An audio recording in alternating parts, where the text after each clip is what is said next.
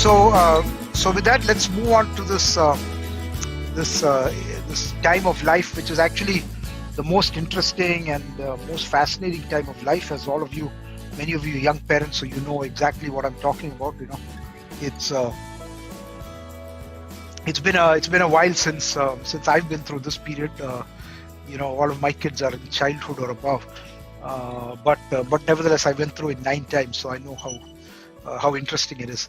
And this is typically, what you think about.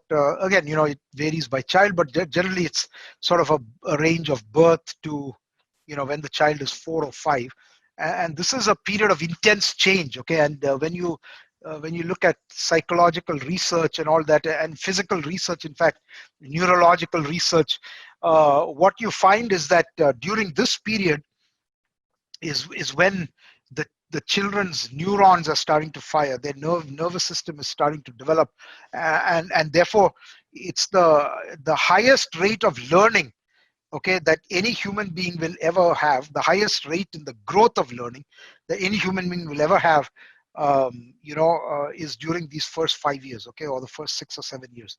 After that, the rate of learning, of course, you learn a lot more and it's more complex stuff, but your ability to learn goes down, which is why, you take a child. A perfect example of this is you take any child and take language, okay. You put a child in an environment where they're hearing that language, from during this time, they pick it up so quickly, right? You don't even have to teach them.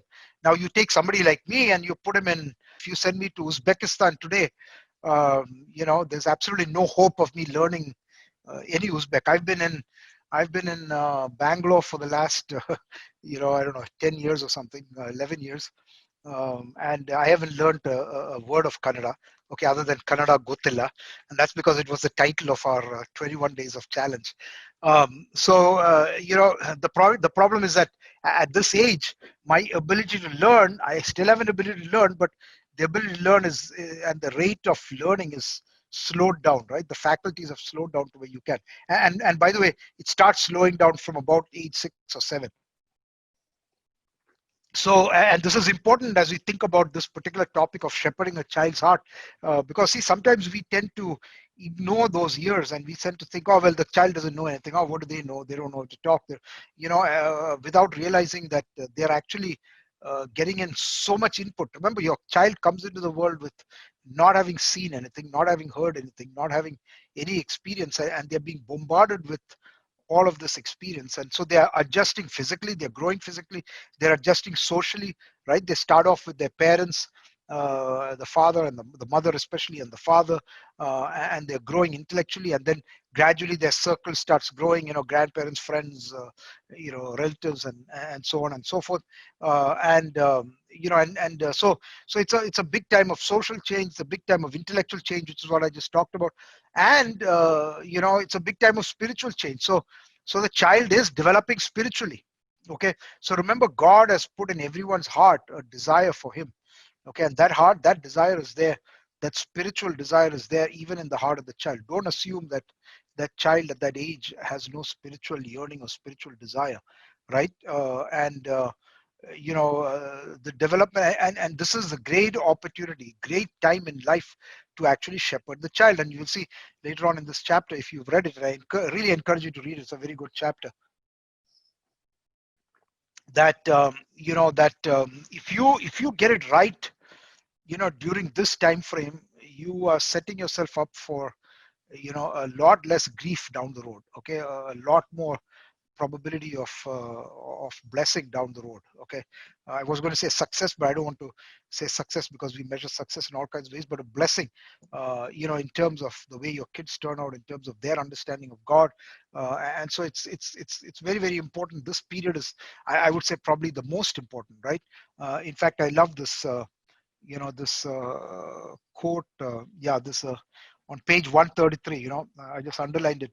It says, do not wait for this training. It's talking about honoring your parents.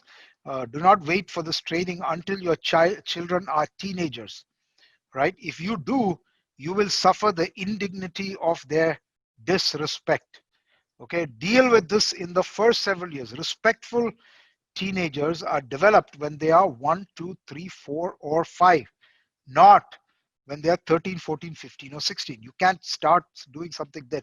So you start, and I tell you, if you do it right when they're the first 5 years, you will you don't have to worry about those teen years. Yeah, there will be little things here and there. But if they learn about respect, they learn about honoring their parents, they learn about obedience, they learn about submitting to God.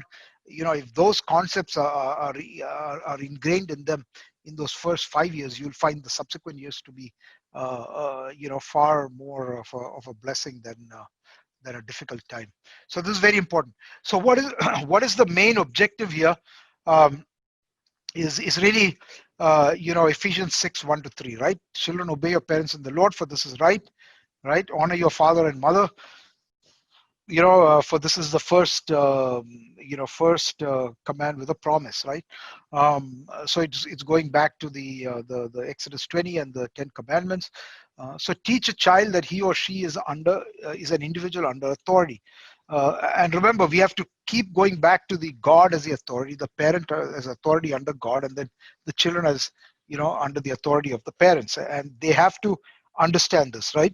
Children obey. And one of the things that I used to do, that I've done with all my kids growing up, is when we had to have those discipline talks, right? When we have to have the talks, often when we have to have the use of the rod, right? What I do is I keep quoting this verse to them, right? And I make them memorize to where, all I have to do at some point is even with the little, 1 year old, 2 year old, 1.5 year old, is to say, children, and they'll sort of repeat, obey your parents in the Lord, for this is right.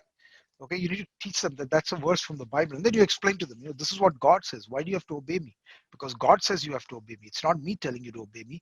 It's God, right? It's about obeying God, and so they learn that God is the authority. They learn that you are under authority to God, and they have to be under authority to you, because God, who is the ultimate authority, has commanded them to do it, right?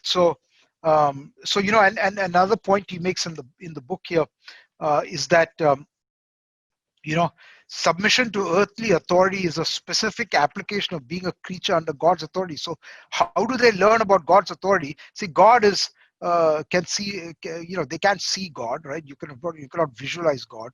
He's not a being that's out there, and He's not giving them commands every day, right? He gives it through us. So mom and dad are present. Okay, they're here. They're here and in the here and now, right? They're actually speaking, communicating verbally to the child, right? They're communicating in different ways, verbal and non-verbal. Okay, so obedience to God is reflected in a child's growing understanding of obedience to parents. So when the child learns to obey his parents, then it becomes easy for him or her to obey God, because the connection is clear. You are to obey me, okay, as a parent, because we are under authority, and you obey God, just like you're under authority to me, we're all under authority to God, and therefore you must obey God. So it becomes a little more real to that child, right? So, if you firmly teach these lessons in the early years, in that 0 to 5 age range, right, before they're 5, or by the time they're 5 or 6, okay, then it will yield a lot of fruit later, right? And then he talks about the circle of blessing, right? When you look at that Ephesians 6, 1 to 3, okay, there's a circle of blessing, which is that you obey, the parents. When you obey them, you're showing them honor, right? And if you do that, then things will go, that it may go well with you, and that you may live a long life. So there's a promise there that it will go well with you when you do what? When you honor and obey your parents. And that's sort of a circle of safety. He calls it a circle of protection, right? And the important thing is that you're not being obeyed just for your sake. Okay, it is not to please your ego or my ego. It's not to please our ego, but it is rather to please God, right? You must be obeyed for their own sakes, right? So that they might have a blessing. So it's like, you have to remind the child that you obey me because God has told you, and God has promised that when you obey me as your parent, that you will have a blessing. And how do you get that blessing? By obeying and honoring your father and your mother, right? And so you are trying to, when the child rebels, okay, you are trying to to save them. You're trying to rescue them, right? And we use those tools that we talked about, the rod and reproof and the appeal to conscience, right? We use those tools to train the child and to get them away from rebellion, to get them when they move outside that circle of the circle of safety, to bring them back in. And the more, they'll keep pushing, right? They're sinners, so they keep pushing to go out. You got to bring them back in. They push to go out, you got to bring them back in. They push to go out, you bring them back in. Okay. And so honoring parents means treating them with respect and esteem because of their position of authority, because of who they are. And this is a concept that that's unfortunately in the world today. This matter of honoring authority or submitting to authority has lost its value. We know that in Indian culture it used to be a big thing, right? Where you honor your elders, you always stand up when your elders come. We become very casual, right? um, so the important thing is that if you want your children to honor you, then you must be honorable in your conduct as well, okay, and in your demeanor. And he makes that point. So we need to lead by example. We need to teach them. Okay, we need to show them by our example, right? So the parent must train him to do the right thing, to honor and to obey. But the parent must be honorable in his conduct and demeanor as well. Okay, you can't act in different ways. We have to be respectful. If we want them to learn respect, we have to be respectful, right? And I'll just read at the top of page 134. A parent who is respectful to his children and teaches them with dignity and respect will be respected by his children. You may not yell at your children. You do not make them your slaves. Suffering indignities from you cannot be part of submission to authority. When you fail to be respectful or courteous or sin against them, you must seek forgiveness. There is a sowing and reaping principle here. Whatever you sow, you shall reap. It is as true in childbearing as it is anywhere. And I got to tell you, this is where the importance of the parent's spiritual life comes in. Okay. You need to be exhibiting the fruit of the spirit. You need to be exhibiting love, joy, peace, patience, kindness, gentleness, and self-control, right? And so you cannot. Think I've said this in every session, okay, and I cannot say it enough. Okay, the quality of your parenting is not going to be any better than the quality of your spiritual walk with the Lord, okay, of your own spiritual life. You cannot neglect your spiritual life and expect that you're going to somehow be a good parent who will teach your kids and bring your kids up in the nurture and admonition of the Lord. Which is why it is important that your children see that example. They see that you are acting in certain ways. And by the way, the reverse is true. We're not talking about activities, okay? We're not talking about somebody who preaches and teaches and then turns around and acts disrespectfully to his wife and his kids. That's even worse, okay? So don't live a hypocritical life. You have to model maturity, spiritual maturity. But if you're neglecting it, then that will definitely show up in a very negative way. Okay, so yeah, so then there's a lot of things here about obedience, right? So what is obedience? Okay, obedience is willing submission of one person to the authority of another, and it means doing it without challenge, without excuse, and without delay. So in this age range of 0 to 5, when you find that your child has the understanding and they are choosing, he or she is choosing to disobey you, okay, that's when you need to really start disciplining them. Okay, and I mean disciplining means you need to start talking to them, having that communication, and you need to use the rod if they repeatedly disobey. We talked about that extensively last couple of weeks. Okay, and we have to be consistent. So it's very important that we have to be consistent. So children must know, okay, if you let it go sometimes and don't let it go, and don't let it go at other times, if when you're not angry and you don't have time, you let it go, okay, or you only discipline them when you are in anger and irritated, then you send mixed messages, you send the wrong message. Children need consistency, okay? It brings stability. They need to know what is tolerated and what is not, what is acceptable and what is not, right? That's the only way they will learn to obey. That's the only way they will know what their limits are, and they will live by that limit. Okay, so that's the importance of consistency. And then another point they talk about is a process of appeal to authority. And please read this chapter. I'm just sort of hitting the high points here. Okay, so once your children learn and as they grow up, it's important that you give them that appeal to authority. So we can see the example of Daniel, right? And I love that example. And Jerry has talked about this. Jerry Ravent, others have taught about this. But you see how Daniel approaches it, right? So if we just go, probably worth taking a minute to go to Daniel chapter 1, right? So here we have Daniel in a strange land. He's got these new authority figures over him, who have absolute power over him. He's a captive, and they're being asked to do something that they can do, right? Eat the food offered to the king, or the food given to the king, which has been offered to idols, and drink the king, eat the king's delicacies, um, and so what does Daniel do in verse 8? Okay, Daniel purposed in his heart that he would not defile himself with the portion of the king's delicacies, nor with the wine which he drank. Therefore, he requested the chief of the eunuchs that he might not defile himself. So he makes a request, okay, a humble request. It's not saying, hey, you know what, your food, it's offered to idols. Okay, I can't eat that stuff. It's going to defile me. If I eat your food, I'm going to defile myself. I mean, you can imagine how they would think about that, right? But what does he say? He requested the chief of the eunuchs that he might not. He made a request, a humble request, and then he says, "Now God had brought Daniel into favor and goodwill of the chiefs." And the chief of the eunuchs said to Daniel. So now we see Daniel is having a dialogue, right? A reasonable dialogue with the chief of the eunuchs, who says, "I fear my lord the king." He says, "Look, okay, fine. I'm not too bothered what you eat or don't eat, but my head will get chopped, right, by the king if you guys turn out not looking very healthy. Okay, I fear my lord the king, who has appointed you your food and drink. As a king who's telling me, I'm under authority to the king. He has appointed you to eat and drink this and if he sees your faces looking worse than the young men, you would endanger my head." Okay, so he's saying, look, I've got a genuine problem here. Okay, it's not about you defining yourself, any of those things. It's my head, right? It's either you look good or it's my head, right? So it's an existential thing for him.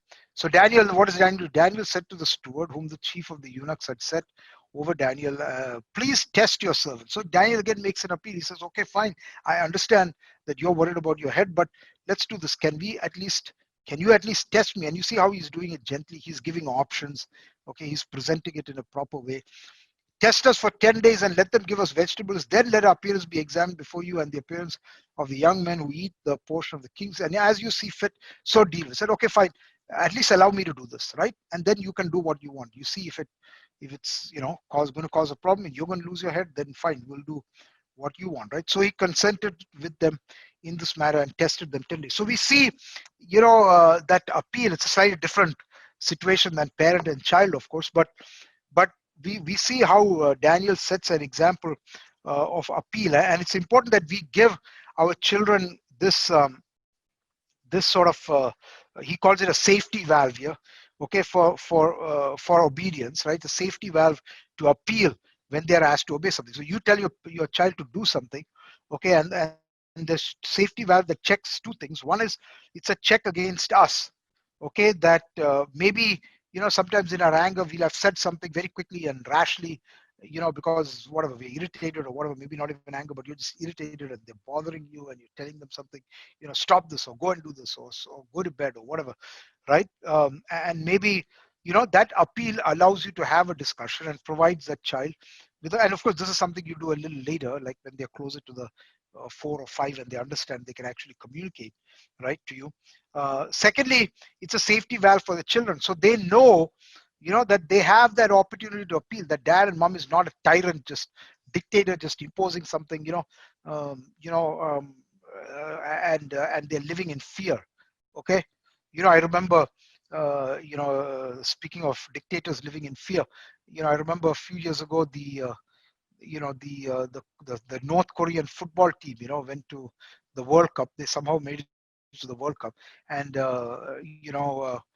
they ended up losing. And when they got back, the dictator, the Kim, whatever his name is, sent them off to some concentration camp or put them in some deep punishment. So, and those people knew. In fact, some of them didn't want to go back because they knew what awaited them. Okay, there was no reasoning, there was no nothing. They've dishonored the nation, and so they had to be punished, right? So we want to give the children a safety valve where they know. Now you may still say no, this is what it is, and you have to obey. In which case they have to obey, right? If they appeal and you say you deny the appeal, but at least they know they have that safety valve, right? So and it's important that and he says that the appeal procedure is a good after command safety valve. So that's a safety valve that you provide to the child after the command is given, right? But then it should be accompanied by the child, being willing to obey. So it's not the appeal shouldn't happen in a way of defiance. It shouldn't happen in a way that shows, the way that in a way that comes out of defiance and rebellion. Okay, but rather a genuine appeal to explain to them that and use that example of if the child is doing something and tell to go to bed or whatever simple example, right? They might say, I've only got half a page left. Can I finish that? Okay. And that's a reasonable appeal. You say, yeah, sure, go ahead. Finish it and then go to bed, right? But he says a very important point is that there is an important before command safety valve, and that is that the wise parent will weigh whether the directive he is giving is necessary and appropriate. So this is important that you and I should think before I give the command, is this the right thing to do? Am I being unreasonable? Am I really thinking it from the child's point of view and understanding what the child might be going through? And am I giving him a reasonable command that he can obey? Like with a little kid going around, right? And you tell it not to do something, and you can't expect a toddler running around who's, very inquisitive and wants to get into everything. You need to think about another way to deal with that, right? And not just issue commands and then go off and start spanking them. But if you have told them and they understand, right, and they refuse to obey with that understanding, then of course you got to deal with discipline, right? So as a wise parent, I'm just quoting from the book here, you must exercise sensitivity to your child's needs and wishes as you provide direction. By doing so, you model, and I put it here on the slide, you model godly authority that is truly kind. So, it's important that they learn that, we talked about when I talked this morning, right? Yeah, God is holy, He is righteous, He hates some of these things, He hates sin, but at the same time, He's merciful, He's loving, He's kind, He's gracious, all of these things, right? And we as parents, we need to model those things, we need to model both sides of that part of the nature and character of God. Okay, so I hope you understand this. It's very important. And then, as you think about this, the importance of example, right? We talked about it. So how do you set an example of submission? Okay, so you set an example of submission when the wife submits to the husband, or if you're working out there, you submit to your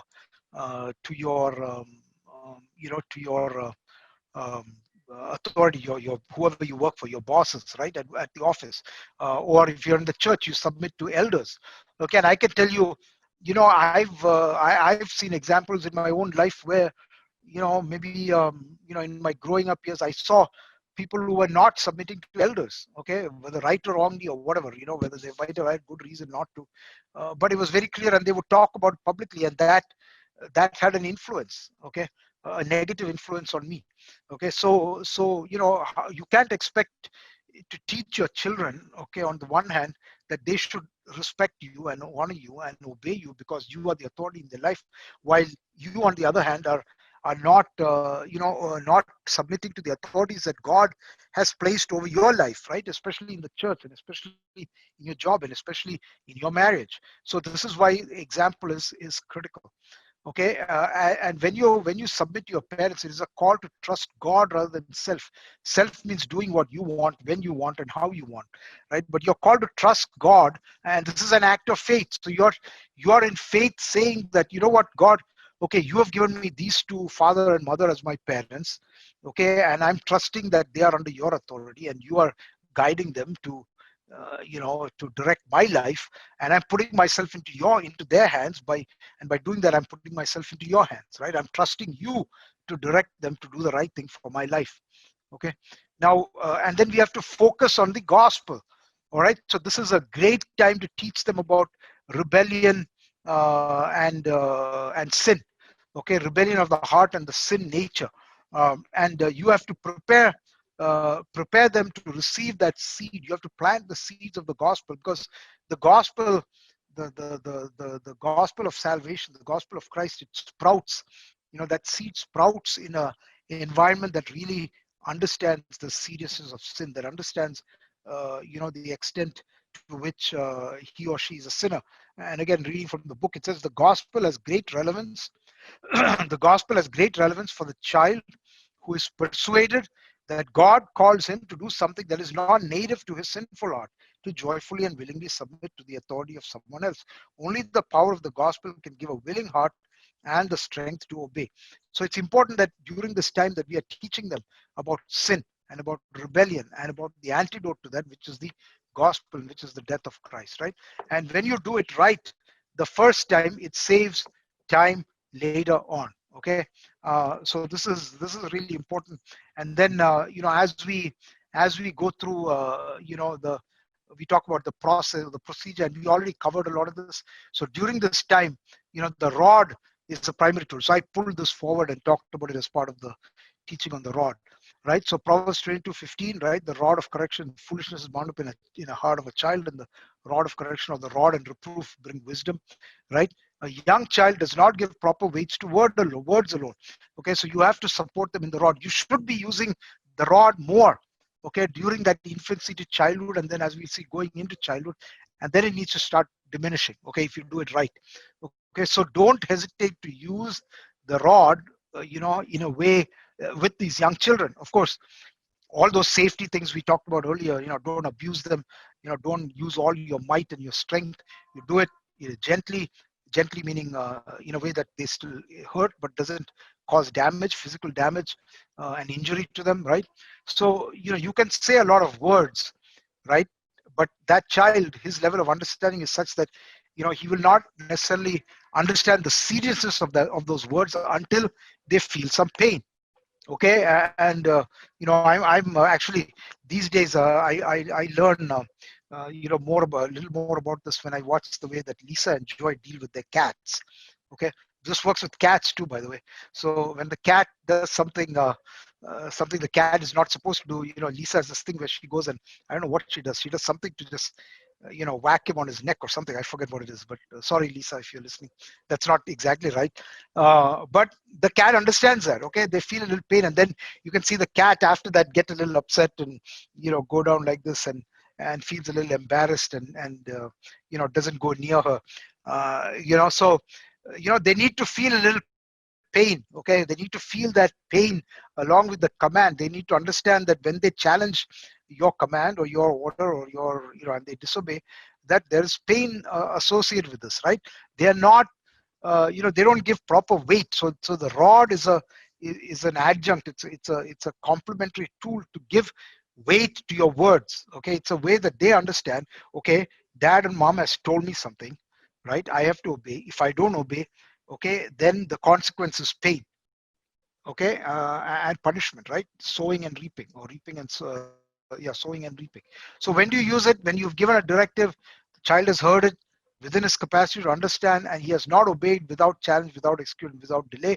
And we use it because God has commanded it, right? And we have to be very consistent with it. Okay, and we talked about all this. I'm not going to repeat this. The how and the why of using the rod. We talked about this several times, so I'm not going to do that. So that's pretty much what is here, right? And what I'd like to do now is actually, we have some time. So if you go to if you have your books, please open to the frequently asked questions starting on 151. Okay, okay, Bernice, can you read this? I just read the answer out as it is. What is a spanking issue?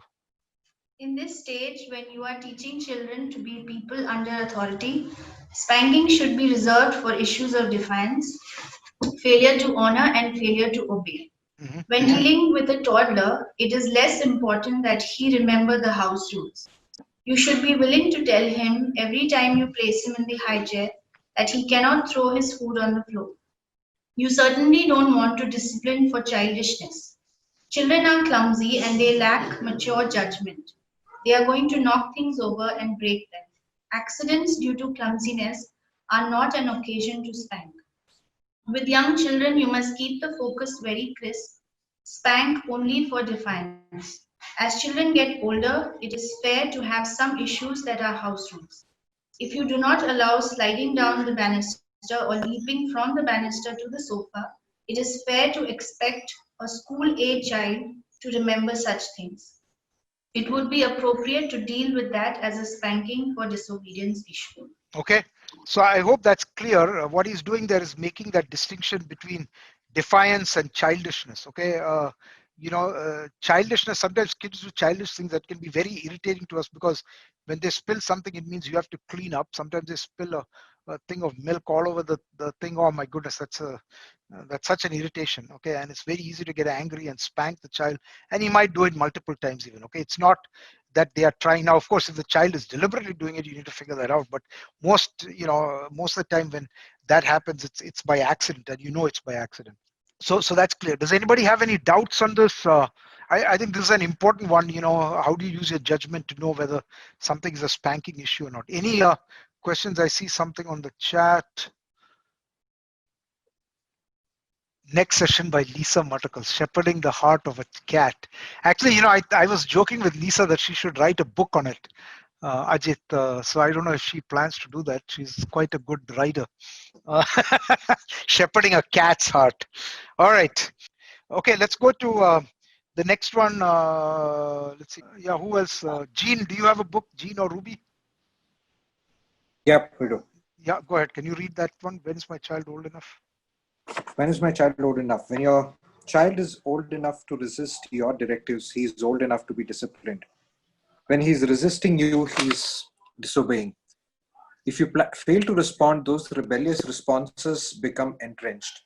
The longer you put off disciplining, the more intraceable the disobedience will become. Intractable. Intractable, yeah. The disobedience will become. Yeah, so just hold on one second, Gene. So that's an important point, right? So when we keep putting it off and we keep tolerating it, okay, there's two problems. One is that you're being inconsistent, and you cause confusion, because when you punish it, later, and you didn't, then they're like, well, why did you? I've been doing this, so many times, and you didn't do anything. Why are you getting mad all of a sudden, right? The second thing is that intractable means that it becomes difficult to control later. Okay, it becomes ingrained in them the longer you put it off. So the sooner you start disciplining for this kind of rebellion, the better. Okay, yeah, keep going, Gene. Rebellion can be something as simple as a small child struggling against a diaper change, or stiffening his body when you want him to sit on your lap. The discipline procedure is the same as that which is laid out above. You have no way of knowing how much a child less than a year old can understand, but we do know that understanding comes long before the ability to articulate. Your temptation will be to wait until your children are speaking and able to articulate their rebellion before you deal with it. When our oldest child was approximately 8 months old, we were confronted with parenting our first mobile child. He crawled everywhere. We had a bookshelf constructed of boards and bricks. Fearing the shelf would fall on him, Margie told him not to pull himself up by the shelf. After moving him away from the shelf, she left the room. As she peeked in on him, she observed him surveying the room. Not seeing her, he headed back toward the forbidden bookshelf. Here was a young child, not yet able to walk or talk, looking to see if the coast was clear so he could disobey. Obviously, he was old enough to be disciplined. Yeah. So again, I'll go back to the cats. Okay. So our cats, I think I mentioned this. They like to go and push over the green. What is it? The waste dabba. The food waste dabba. uh, and uh, and eat the food. Okay, and they are very very very very cunning. They'll come and they'll do scope around the thing. They'll make sure that Amachi is not there, or nobody's in there. In fact, when Paul is washing the dishes, they will stand out there very very dutifully and wait for him to leave the kitchen, and then they will go in, right? So it's like they know that they're not supposed to do it, because when they've come before, we've told them shoo shoo shoo, or chase them off. And so, I mean, even animals understand this, right? So don't assume that children don't understand, right? Of course, you have to use your judgment and make sure that they really are understanding. And of course, there are children who might be a little slow in development or whatever. That's why you're the parent, the mother, the father, and you spend time with the child to really understand if there is a serious problem. But we're talking about the norm here, right? The norm is that a child starts understanding these things much much younger. Okay. All right. When is a child too old? Ajit, you want to read that? Did you find it? Yeah, George. Yeah. Do the next one. When is a child too old? I always tell parents that I do not know the answer to this question. There are so many variables to take into account. There are maturational differences between children. There is a place of a child within the constellation of other children in your home. There are differences in disposition and temperament. All this makes it both impossible and unwise to create an arbitrary trait after which one would never spank. Should I continue reading further? Yeah, keep reading. Read the whole thing. What I find is this: spanking is most effective in dealing with young children. They fear being spanked. The spanking gives weight to your words. The spanking sobers and humbles the child. As children get older, they get more stoic about spanking. They learn how to deal with it.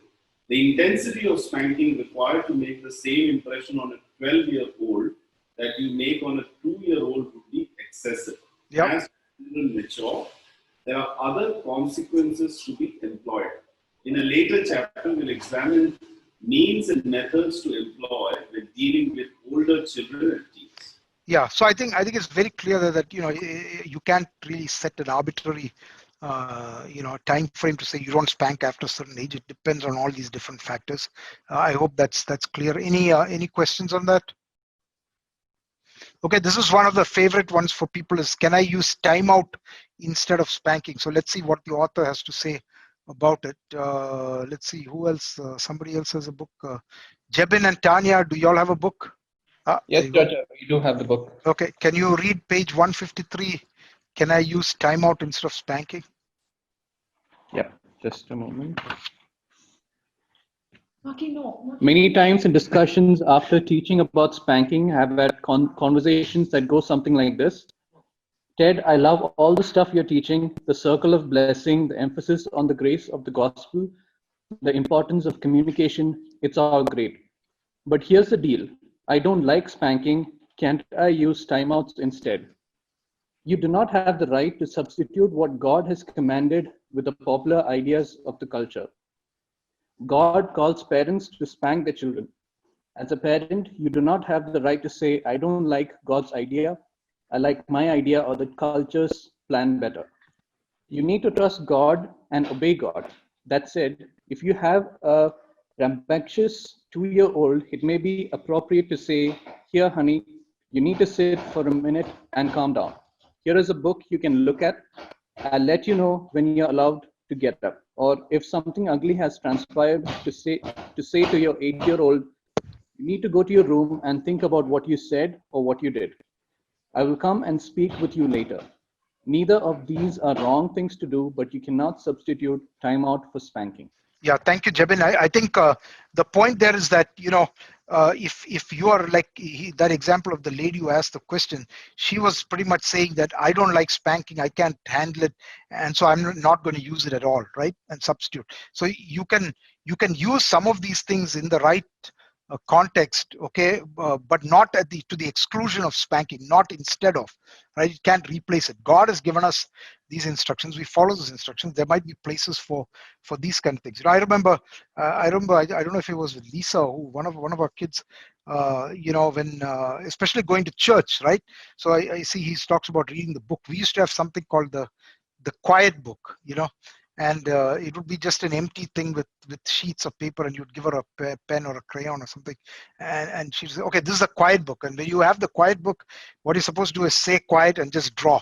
Okay, and that was one of the ways we used to just teach them to sit quietly and not make a racket or things like that, especially at church, right, in the early years. So these are just little things you do to get the children to especially that natural sort of, a lot of kids, they just naturally want to run around. I mean, they're exploring. They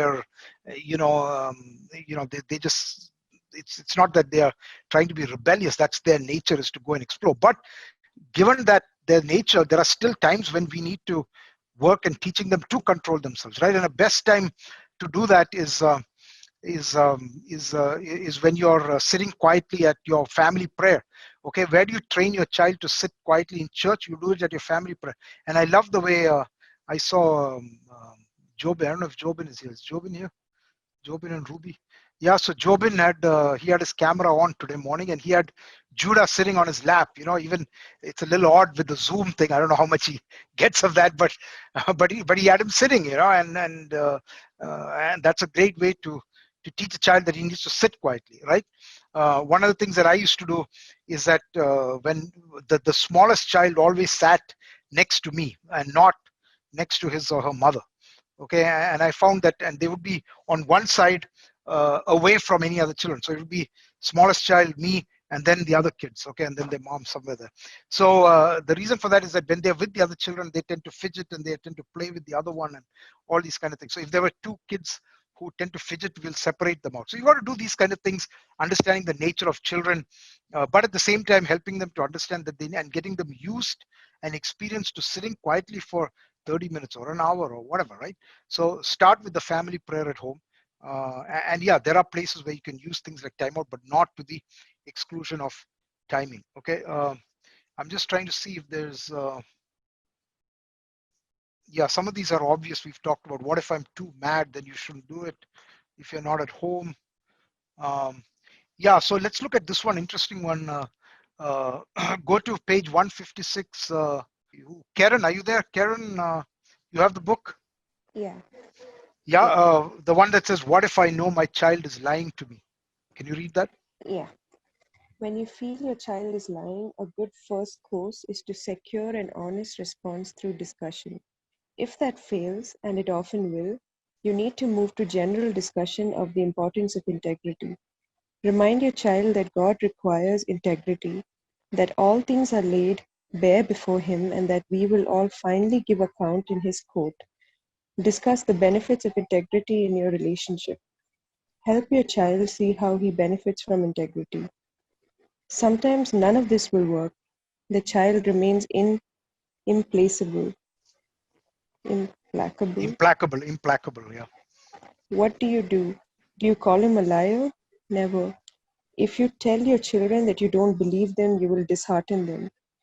If they become persuaded that you will never believe them, there is no reason to talk of a future relationship. Refusing to call your children liars and prizing your relationship with them encourages integrity. I have been amazed at the degree of self-disclosure and even self-incrimination my children have exhibited as a result of this. If your child will not come clean about what he has done, then he will get away with it this time. That is sad, but your losses and his losses are less if you walk away than if you call him a liar. If what he has done reflects deceit, you will have other opportunities to address it. It is much better to fail this time and preserve relationship than to damage your relationship and fail to address the deceit as well. Yeah, so this is thank you, Karen. This is getting to a more complex kind of situation, right? And this happens a lot with children where they think they get away with it one, they think they'll get away with it again. And I think that first part about reminding your child that God requires integrity is very important. And this is again another opportunity to explain to them and build up their concept of God as an all-knowing God, right? So one thing that I've often done is I've told them where I have a doubt, and I don't know if they're lying or not lying because they tend to say, no, I did not do it, okay, whatever it is. And you tell them, you know what, you might be able to fool me, you might be able to trick me and hide it from me, but remember, God is an all-seeing God. Okay, God is an all-knowing God. He knows exactly what you've done, right? The word of God says that your sins will find you out, right? You will pay for it. There is no you will pay for those sins. And so, but if you own up and you are honest and you repent of it, then God is willing to forgive you, right? You again take them back to scripture, and it's important to do that. But yeah, I think the important point there is we need to be very, very this point about calling children names, right? Names that impugn their character, like calling them a liar, calling them a thief, these kind of things. We got to be very careful. You focus on the act, okay, not on the person, okay? Focus on the act. But then what you do want to do when it comes to the person is remind them that the reason they do that is because they are sinner, right? Because of sin in their life. And again, a great way to sow the seeds, to not sow the seeds, but to prepare the ground, okay, for the gospel. So that's a great thing.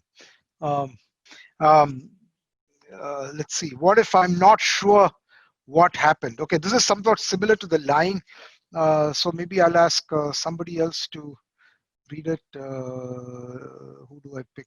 Okay, let's go to Preeti. Preeti, are you there? It says, what if I'm not sure what happened? Yeah. What if I am not sure what happened? If you're not sure and your child won't tell you, then there is nothing to do. There will be other times when you will be sure of what happened. At those times, you can deal with your child's needs. If you're not sure of what happened, how can you secure an acknowledgement from your child? Step 3 in the spanking procedure. How do I know what the issue of heart is if the situation is ambiguous?